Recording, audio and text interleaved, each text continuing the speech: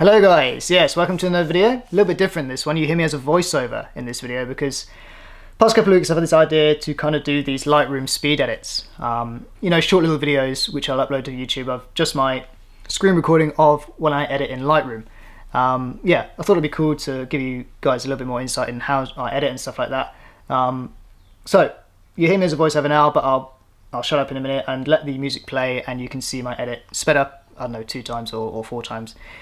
Haven't decided yet, as this is my first one, but anyway, you're going to watch the video. Cool. So yeah, let me know if you guys want more of these videos. They're just going to be like, I don't know, maybe 3, 4, 5 minute videos of me kind of picking a photo, going through the whole edit, and you'll see all the stuff on screen, you know, on the right hand side with the basic tools and all that Lightroom stuff you'd expect to see when editing in Lightroom. Right, I'm going to let the music play and hope you like the edit. And do comment down below if you want more of these videos. Cool. Peace. Catch you in a bit.